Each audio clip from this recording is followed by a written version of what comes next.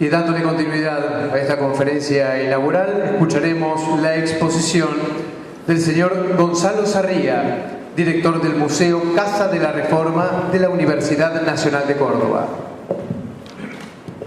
Buenas tardes, mucho gusto.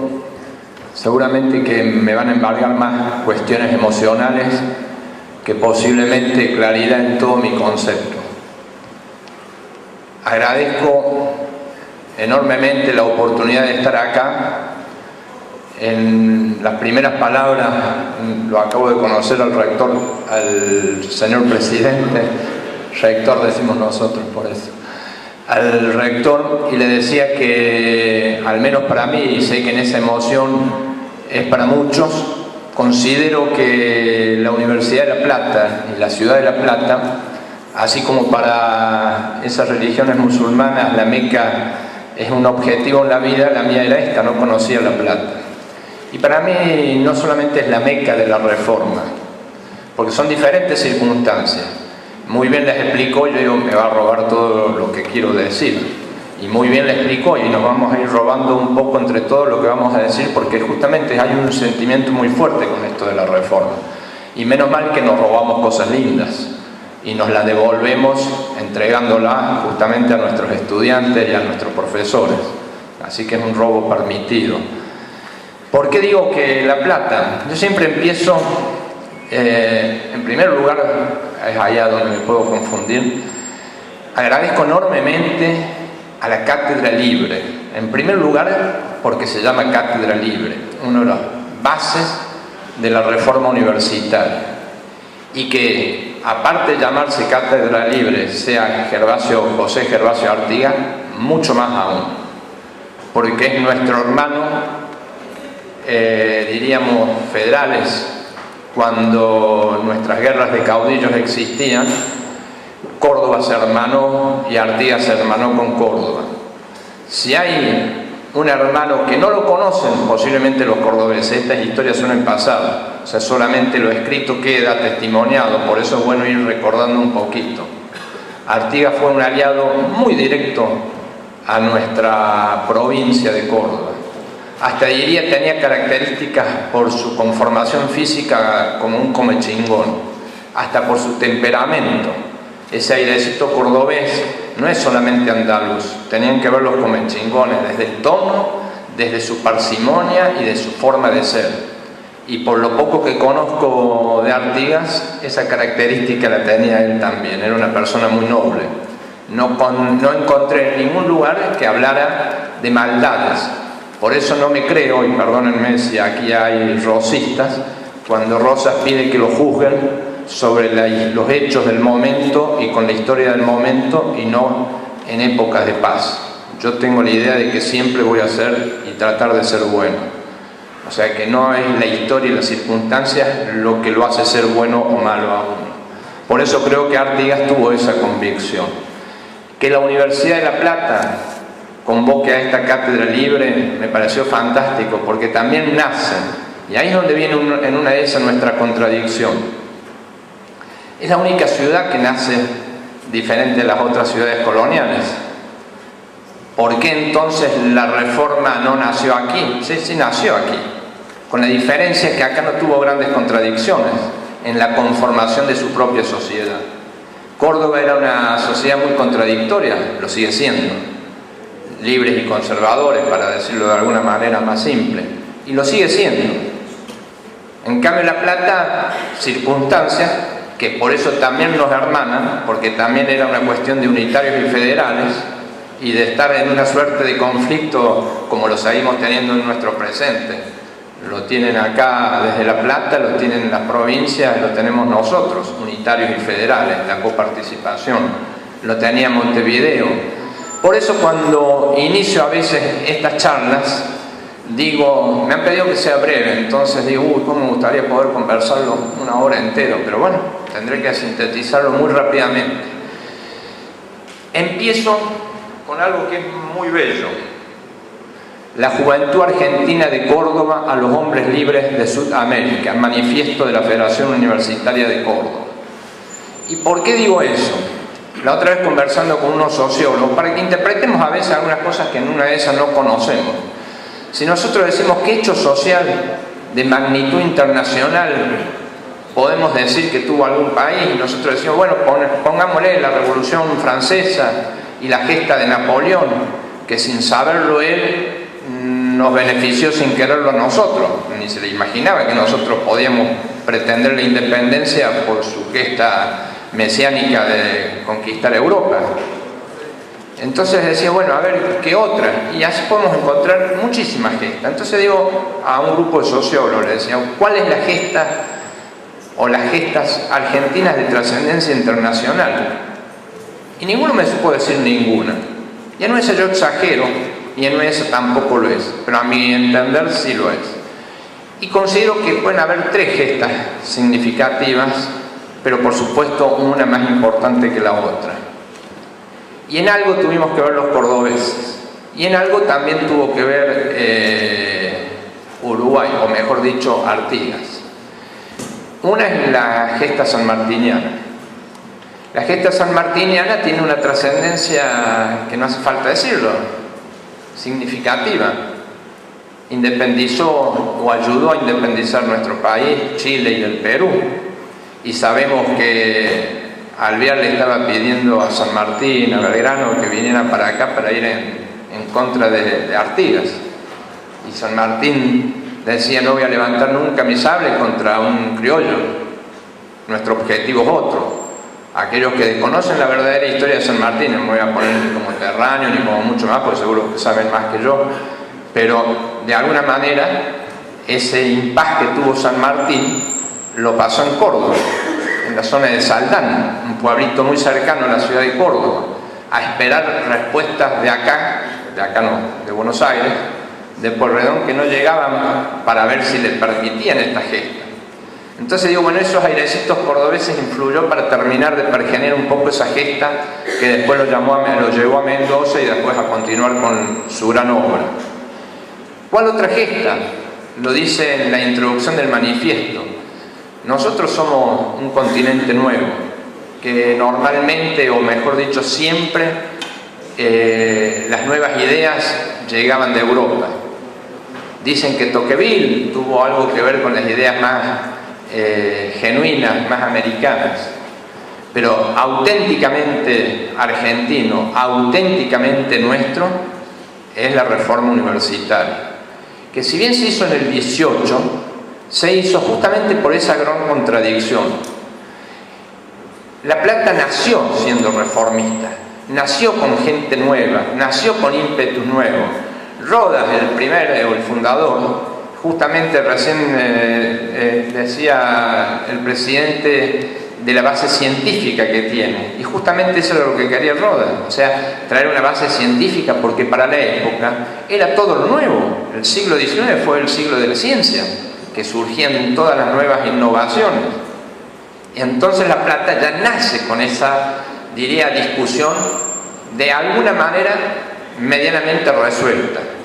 Y llegó con su fundador después, Joaquín B. González, un grande de la historia argentina, que la mancha que podría llegar a tener, y perdona, no les estoy diciendo, una vez sé que hay chilenos acá y yo hablaba bien de Bachelet y de Lagos y me dijeron, estás loco, no sabes lo que son. Bueno, cada uno sabe dónde vive, cuáles son sus problemáticas. De afuera la vemos, en una de esas los exaltamos para bien o para mal. En este caso, a Joaquín B. González yo lo exalto para bien. Generó la reforma con todas las bases sustentables y fundamentalmente en algo que dijo también, la extensión universitaria. Le quedó corto posiblemente, pero por las épocas que vivía, el tema de la gratuidad y del cogobierno. O sea, no lo tuvo considerado porque todavía no estaba muy metido en eso. Y acuérdense que la universidad, si no me equivoco, ahí yo no me meto, creo que es de 1905, la Universidad de La Plata. Así que tenemos varios años antes ya con esa actitud. O sea, se crea con ciencias nuevas, con inquietudes nuevas. Entonces no tenía la contradicción. Incluso para aquellos que tenemos una suerte de competencia como si fueran equipos de fútbol de sentimiento. No, somos hermanos con La Plata en lo que significa la reforma. Pero nosotros a ese momento ya teníamos casi 300 años de historia universitaria, y bien lo dijo, justamente esa fue la gran rebelión o la gran levantada en contra de los conservadores, de la corda frate, del arreglo del clero, y fue el último bastión, como fue la noche de los bastones largos, el último bastión que estaba libre. Bueno, el último bastión donde se cobijaron los conservadores fue la universidad.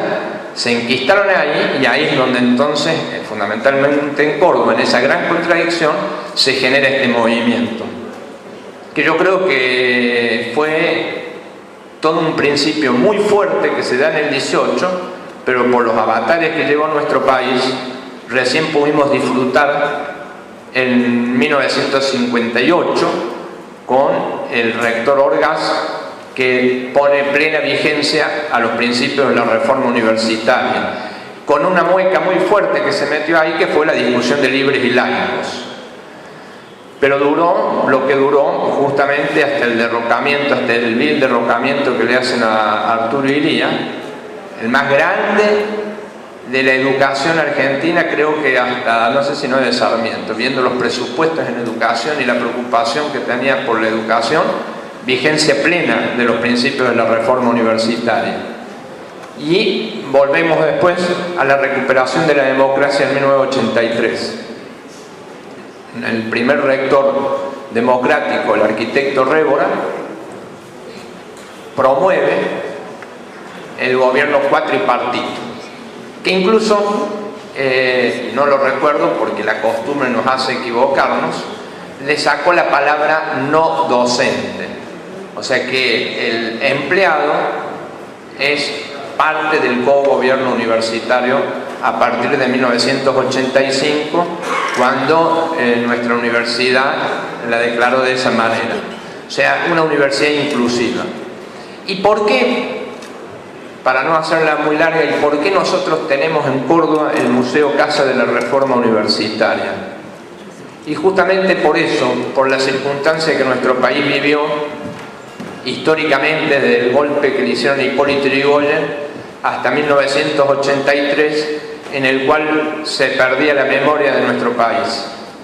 Y la Federación Universitaria de Córdoba, considerando y tratando de alguna manera ver lo que había pasado también en relación a los derechos humanos de los desaparecidos y de todo lo que había generado las dictaduras militares, pretendieron, y bien hecho, recuperar y tener un lugar que en principio se llamó Casa de la Reforma, para darle la palabra a eso que significa la calidez, que es de cobijar a todos aquellos que se sientan involucrados en un tema como este. La reforma ya salió de ser solamente una cuestión universitaria, ya lo decía Deodoro Roca, al que le dicen que escribió el manifiesto liminar: el puro universitario es una monstruosidad. Y justamente años antes lo había dicho también Joaquín B. González, con otras palabras pero muy similares. Por eso esa comunión que tenemos, y si no me equivoco en fecha, pero sí antes, en Montevideo se hace uno de los primeros, si no es el primer congreso justamente de Federación Universitaria, procurando lo que después fue la reforma universitaria. Hay un hijo de esta casa, el filósofo Hugo Biagini, que permanentemente pone ese punto sobre lo que significa la reforma universitaria. A partir de entonces, desde hace 10 años, tenemos en Córdoba lo que se llama el Museo Casa de la Reforma Universitaria. Y solamente para ir abreviando y terminando, quería leer algo que no me pertenece. En un estado tan extenso como el nuestro, donde todas las variedades climatéricas, geológicas y étnicas tienen su revelación material e histórica, las universidades destinadas a elaborar en concurrencia un tipo nacional de cultura no deben desconocer este carácter fundamental de la sociedad argentina, y menos empeñarse en mantener una uniformidad de todo punto antiética y contradictoria con las condiciones esenciales del país. Las universidades son además síntesis de la nación misma. No podrá dejar de reflejar la vida del país. Julio B. González. O sea, es lo mismo. Por eso digo, sentirme hoy en esta casa, estoy feliz más yo, por supuesto, que ustedes, de estar acompañado con gente del Uruguay y todos ustedes, a mí me pone como en el lugar que quería estar.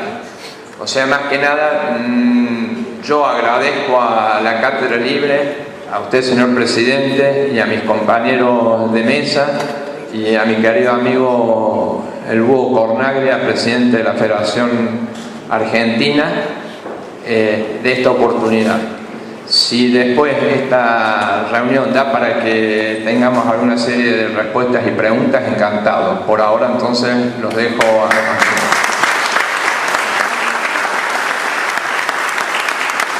Perdón.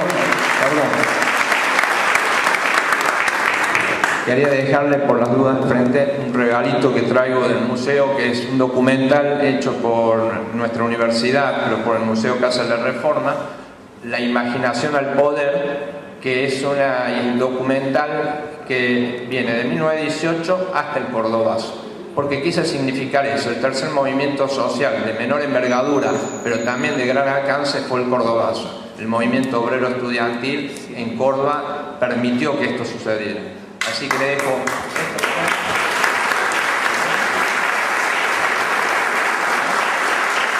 Muchas gracias. Y siguiendo con esta conferencia de apertura, la reforma universitaria en el siglo XXI, balances y perspectivas, escucharemos la exposición del señor Emilio Cornaglia, presidente de la Federación Universitaria Argentina.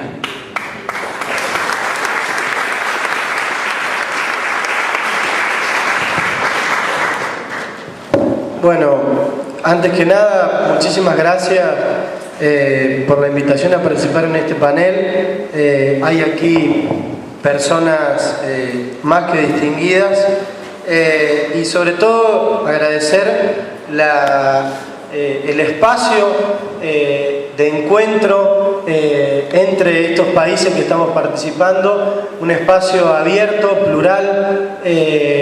Cuando nosotros fuimos invitados a participar, lo hicimos sabiendo además que el valor estaba justamente en esto, en que no iba a ser una cosa endogámica ni sectaria, sino que justamente íbamos a venir a poder opinar en un clima de libertad, de respeto y a escuchar otras opiniones que seguramente tal vez sean diferentes a las nuestras, pero que busquen el mismo fin. Saludo entonces la realización de este evento y agradezco en particular a Jorge Cuello, que fue un poco el facilitador de que hagamos posible nuestra presencia acá. Quería iniciar haciendo una aseveración que me parece que compartimos todos, pero que no está de más ponerla siempre sobre la mesa. Nosotros estamos convencidos de que la educación es una de las mejores formas de cambiar el futuro de nuestro país, de que la educación no solo integra, acorta brechas sociales, culturales, políticas, sino que es una de las herramientas que permite sacar de la marginalidad, de la pobreza, a tantos ciudadanos que hoy la están padeciendo. Coincidimos también con que la educación es un derecho social, es un bien público y que la tónica de la responsabilidad debe estar puesta sobre el Estado como garante de la educación pública, generando las políticas de Estado necesarias para poder garantizarlo. Y además nosotros, como Federación Universitaria Argentina, heredera de muchas de las tradiciones que se han resaltado acá dentro de la reforma universitaria, en las cuales no me voy a extender demasiado, pero sí también es importante mencionarlas, somos firmes y férreos defensores de este sistema universitario y de este modelo universitario que se basa justamente en la autonomía universitaria, en el cogobierno universitario con la participación de todos los claustros en la discusión y la toma de decisiones políticas respecto a la vida universitaria. Somos férreos defensores de la universidad extensionista, férreos defensores de la universidad pública, gratuita, mirando hacia el futuro y hacia la sociedad. Hecha un poco esta breve introducción, es justo preguntarse, me parece, ¿cómo vemos nosotros la reforma universitaria hoy, a 94 años de su gesta? Yo particularmente provengo de la Universidad Nacional de Córdoba, soy estudiante de Derecho en esa universidad, y como bien señaló Gonzalo Sarria, yo creo que la reforma surge en Córdoba porque justamente las características de nuestra provincia favorecían, me parece, una reacción que fuera de esa magnitud, y no se produjo en otros lugares en donde tal vez la cuestión estaba pasando por las mismas ideas, por los mismos proyectos, pero no se encontró con una confrontación tan fuerte, sobre todo con el espectro clerical.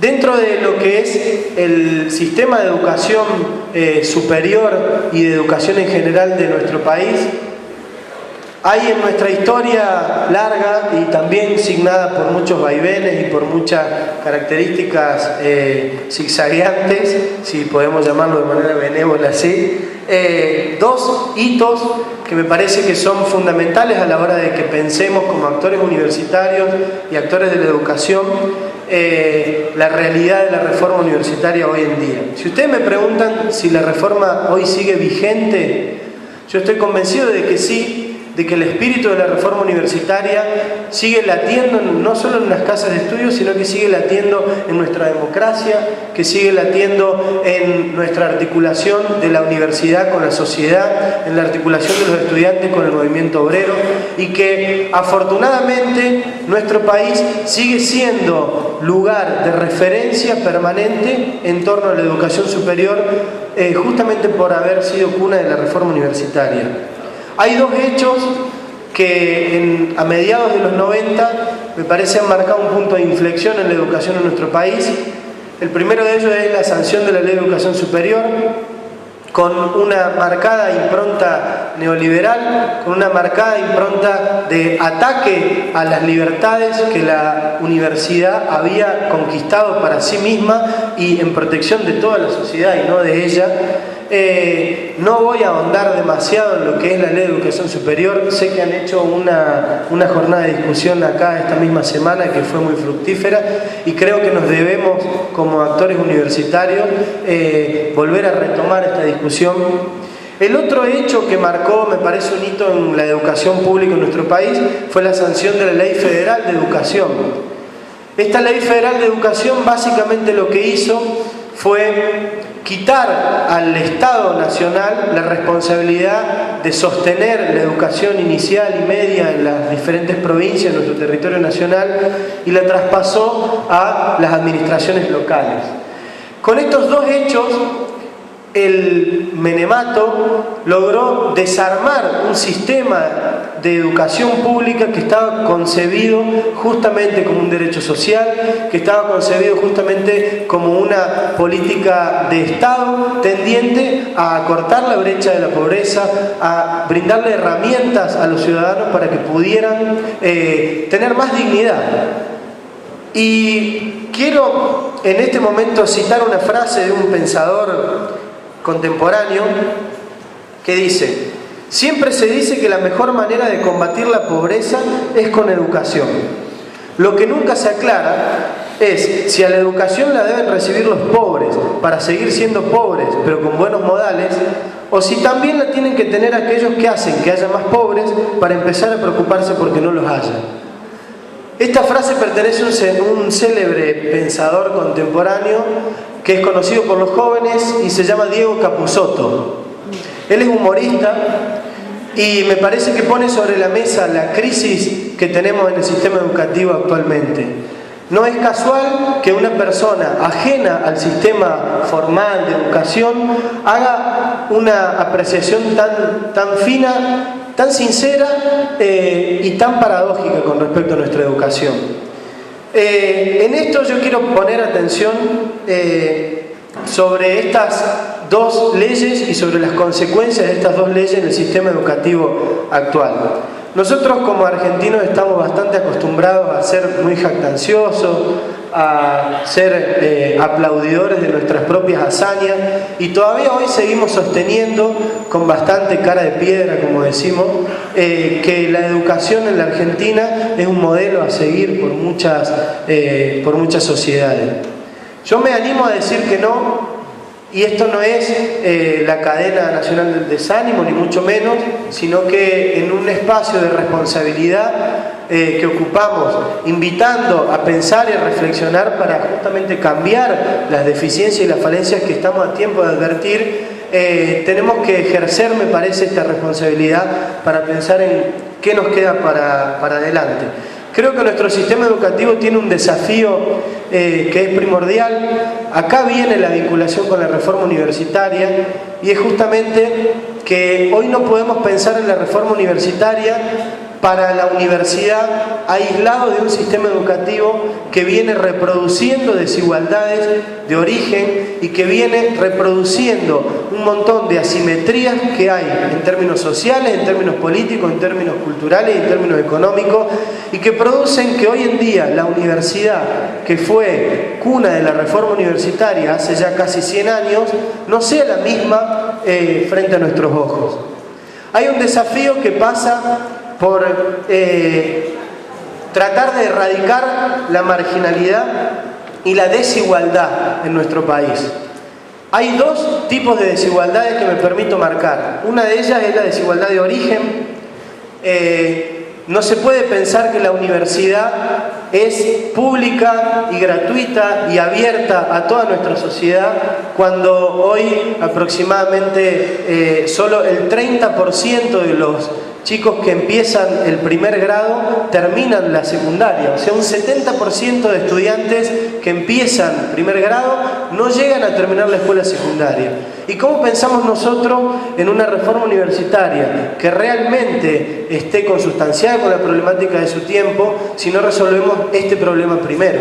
Para que realmente la universidad esté abierta a que todos esos estudiantes y esos jóvenes que tienen vocación seguramente de tener una carrera universitaria, de reflexionar y de pensar, puedan llegar a nuestras aulas. Esta realidad de una desigualdad de origen socioeconómica se vincula, me parece, con una trama de pobreza y de marginalidad que todavía hoy seguimos teniendo en nuestro país, a pesar de que se intente demostrar lo contrario. Sigue habiendo muchísima crisis con respecto a la falta de acceso a las fuentes laborales por parte de los jóvenes.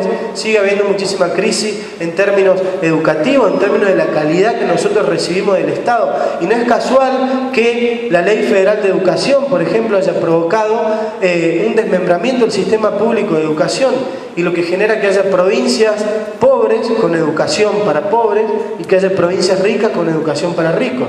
Y al año 2009, hace un par de años solamente, la inversión educativa por alumno del sistema público fue en una provincia como Salta de 3.289 pesos y en una provincia como Santa Cruz de 13.098 pesos. Entonces, obviamente, en el camino quedan la posibilidad de que muchos jóvenes, de que muchos niños se formen realmente de la misma manera, con la misma justicia, frente a un derecho que está consagrado en la letra de nuestras leyes, pero que está dejado de lado en la práctica. Esto obviamente ha traído resultados nefastos para nuestro país. Hay una evaluación que se llama PISA, que evalúa un poco el desempeño educativo y académico de nuestros países. Y nosotros, para que tomen una referencia, en el año 2000, en comprensión de lectura, la Argentina ocupaba el segundo puesto en el ranking en las evaluaciones PISA. En el año 2009 se fue al sexto puesto. En matemáticas, en el año 2000, la Argentina ocupaba el primer puesto. En el año 2009 se fue al cuarto puesto. Y en ciencias, en el año 2000 estábamos en tercer lugar y en el año 2009 quedamos en sexto lugar. Podríamos poner la duda de nuestro lado y decir que tal vez las evaluaciones PISA están digitadas por la Corpo y por agentes externos a nosotros que buscan dañarnos y lastimarnos. Pero hay ciertas cuestiones que son indicadores que compartimos todos los países, que hacen un poco, me parece, la seriedad con la que nosotros tomamos la política de Estado en cuanto a la educación y que no podemos desconocer. Entonces, es evidente que tenemos una crisis dentro del sistema educativo que pasa justamente porque el Estado ha sostenido un entramado político que reproduce estas desigualdades de las que estamos hablando, y creo que justamente el desafío está en eliminar estas desigualdades de origen con una fuerte política de Estado direccionada a los que, había escuchado una frase recién cuando presentaron, a los que menos tienen, darle muchísimo más, porque no es únicamente la condición pública de la universidad o de la educación lo que permite acercar a los jóvenes o a la escuela secundaria o a la universidad. Hay algunos datos que a nosotros nos llevan a pensar también que las desigualdades, por supuesto, se siguen reproduciendo en la universidad. Tal vez no sea la más preocupante, la más acuciante, porque justamente el joven que llega a la universidad tuvo muchísimas posibilidades que no han tenido otros jóvenes que quedaron en el camino, pero tiene que ver un poco también con una política de este gobierno, de plantear muchas veces a través de la distribución presupuestaria un asfixiamiento a quienes no piensan como ellos o a quienes no comparten su política de Estado. Creo que la educación debe ser prioridad, cualquiera sea el color político que toque gestionar en cualquier provincia o en cualquier universidad, y ha habido datos estadísticos de este Ministerio de Educación en los cuales, por ejemplo, contamos con que la distribución presupuestaria para ocupar y atender necesidades que hacen justamente al acceso y a la permanencia en la educación no han sido distribuidas de la misma forma para todos los estudiantes.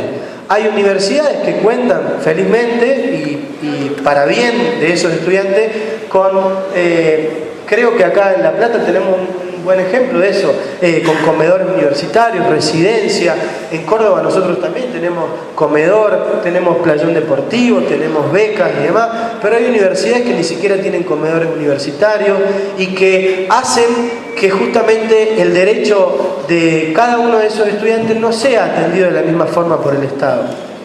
Creo, para finalizar y justamente no ocupar más tiempo de los compañeros de Uruguay que tienen que dirigir la palabra y que seguramente dirán cosas más interesantes que yo, que tenemos que hacer un esfuerzo quienes estamos dentro del sistema universitario, de quienes somos actores universitarios y de quienes somos defensores de la reforma universitaria, por proteger un valor que me parece que es importante en la realidad que estamos viviendo hoy en día, que es el valor de la autonomía universitaria, la autonomía no solo administrativa, no solo académica, sino también una autonomía política, para que la universidad siga siendo usina de pensamiento crítico. Y esto no implica que constituyamos a la universidad como un opositor a un gobierno nacional, que constituyamos a la universidad como un constante generador de palos en la rueda a los proyectos que se llevan desde el Estado o desde algún gobierno de turno, sino que implica justamente preservar a la universidad como usina de pensamiento crítico para bien o para mal de cualquier gobierno de turno.